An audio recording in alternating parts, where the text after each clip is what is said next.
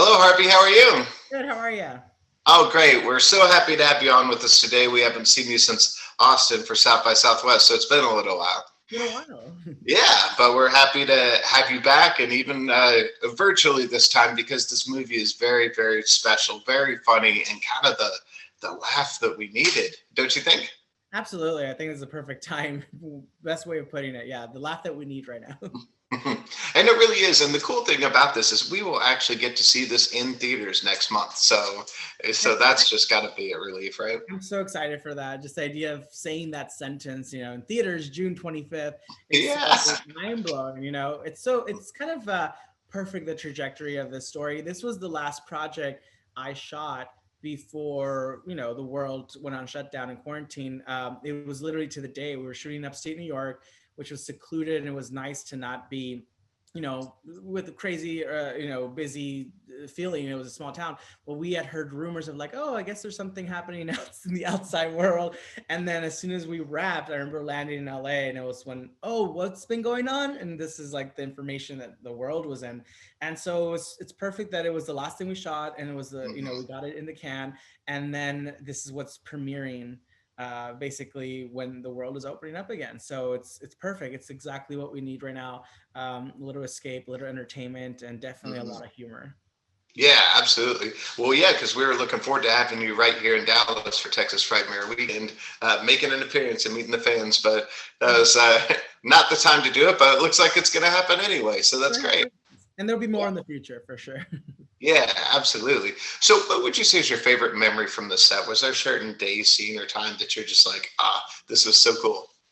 I think my favorite memory, I was just talking to Mills and Sam about this group text last night where they asked me, do you have any of that videos that we took when we were just hanging out? Because remember, we lived in a cabin resort-ish area that was about to open. We were the first people to stay there.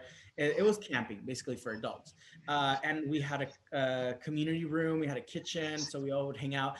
And one of the first nights that we all moved in, we just kind of hung out, had some drinks, were playing records on the record player, and just dancing and just like having a great time. And we just found that footage, so you might see it on social media pretty soon. I think Mills is going to post it on hers. So yeah, it was just great. The energy that everyone brought was just kind of waking up every day to this crew and cast was such a treat. Yeah, absolutely. Well, on Drew Pearson Live with the Ultimate Hail Mary, we always ask people that Hail Mary moment, that moment in your life or career. We just had to go for it. It worked out for you. I'm so curious to know what that was for you. For me, it was, I think I was doing an educational theater program at the time when I auditioned for my first lead role in a TV series. And it was the final round. I was like producer session. And I remember working and asking my boss at the time, oh, I have this session in the afternoon. Is it okay if I leave early? And they were like, oh, what's it for? I was like, it's for a major thing. And they were just like, well, we'll see.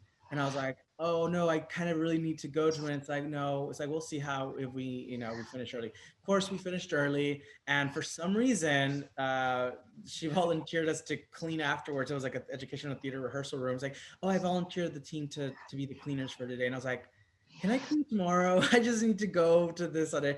And they wouldn't let me go. They were like, sorry. And there was a moment of like, why? No, this is worth getting fired over. And I said, I'll clean tomorrow. I'm going to leave. And they were like, you're going to leave? And I was like, I'm going to leave. And I left. And I'm glad I did because it's something in my gut told me this is my chance. This is my opening door. I knew that role was mine. I just knew it. And for, I thought back and I thought, what would have happened if I said, yes, okay, I guess I'll stay and I'll miss this audition. My whole life and the trajectory of my success and career might have been altered, for almost like a real sliding door moment. So I'm glad that I said no and I stood my ground and I had done my work for the day. I was like, I did my work. I don't know why we're staying after to clean.